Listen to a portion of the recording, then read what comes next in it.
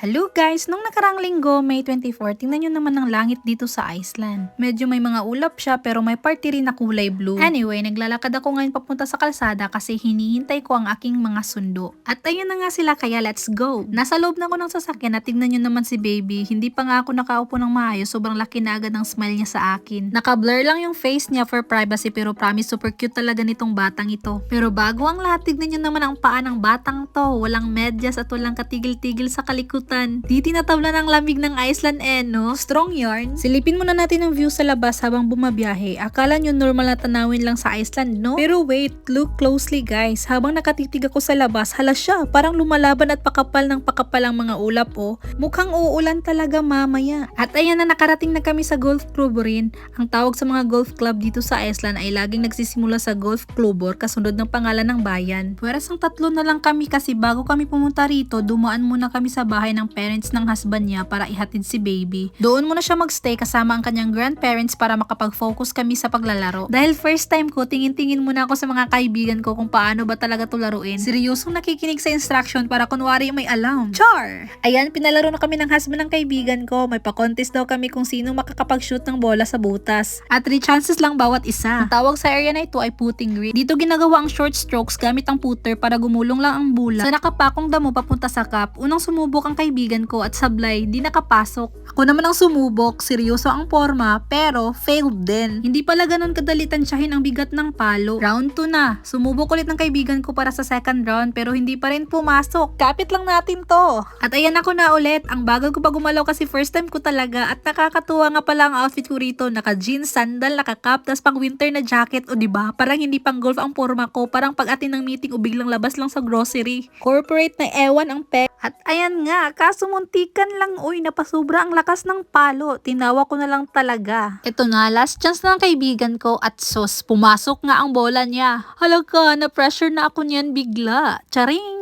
Last chance ko na rin, grabe ang pagyuko ko niyan. Tinatansya ko talaga ng maigi ang butas habang tinatawanan nila ako sa gilid. Pero sosuwa epic pa rin, hindi talaga na-shoot sa butas. Okay lang, bounce back na lang sa susunod na area. Pagkatapos namin sa putting green, lumipat naman kami sa isang area kung saan hindi mo na kailangang i-shoot ang bola sa butas. Basta maabot mo lang ang direksyon ng may flag. Doon tinuturuan pa nila ako ng tamang posture at swing. Dito ko natutunan na sa golf, iba-iba pala ang gagamitin mong pampalo o tawag dito ay golf clubs. May drivers at woods para sa malalayong distansya, irons para sa mid-range at wedges para sa makaahon sa buhangin o damuhan. Akala ko talaga nung una isang pampalo lang ang gamit sa buong laro at palo-palo lang. Hindi pala. Nako, sobrang technical niya. Dito naman bumili kami ng mga bola gamit ang ball machine para sa last part ng activity namin.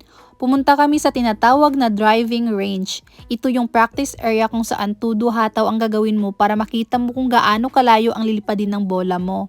May mga markers silang nakalagay sa field at ang measurement dito ay umaabot hanggang 200 meters o yards ang layo.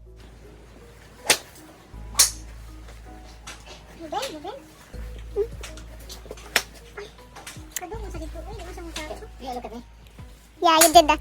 It's kind of like this. Yeah, This is what you're doing. Yeah. Starting behind. Turn it. make it straight. Oh, yeah.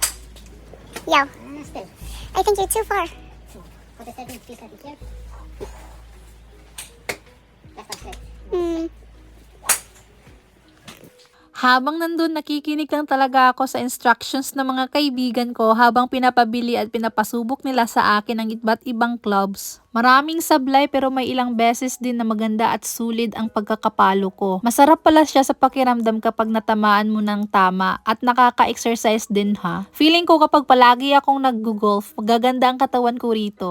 Charing! Pero alam nyo ba, bago ang lahat, sobrang mahal naman pala nitong larong to. Pangmayaman ng ampeg, buti na lang talaga naka-free trial ako ngayon. Maraming salamat talaga sa kaibigan ko. Ang hirap mag-premium sa ganitong laro, tapos alam nyo ba, ang au pair program ay allowance lang at magkano lang yun. Tama lang para hindi ka mamatay. Tinuod. At aside sa masakit pa ito sa bulsa, day, masakit din ito sa katawan. Yung mukha ko dyan parang normal lang pero masakit na talaga yung likod ko dyan, day. Tingnan nyo. Oh, diba?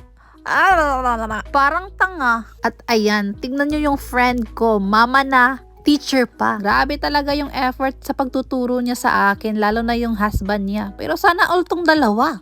Sana all talaga, no? Sobrang sakit nyo sa mata, ha? Nung time na ito, gusto ko nang umuwi. Kasi, grabe talaga tong dalawa. Pero char lang yan, guys, no? Kasi paano ako uuwi? Ang layo nito, no? Never mag-uli-uli, day. Pero in fairness, napakagandang experience nito.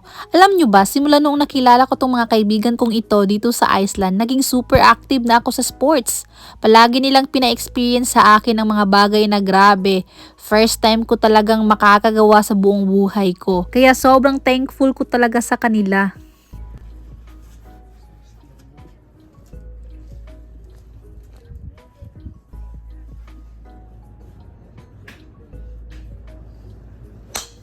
Ooh, good job, Emma! Katong 100, katong straight. Hala, tignan nyo yung lumilipad na ibon sa video, pero plot twist, hindi pala yan totoong ibon, fake bird decoy lang pala yan na gumagalaw sa hangin. Ginagamit yan bilang pampabugaw o panakot sa mga totoong ibon para hindi sila magkalat o manggulo sa golf course. Pagkatapos namin mag-golf, bumiyahin na kami pabalik sa bahay ng parents ng husband ng kaibigan ko para sunduin si baby. At doon muna kami natuloy kasi in-invite nila kami para sa isang masarap na dinner sa bahay nila. At dito na nagtatapos ang ating mini golf adventure sa Iceland. Bye guys! See you sa susunod na vlog! See you!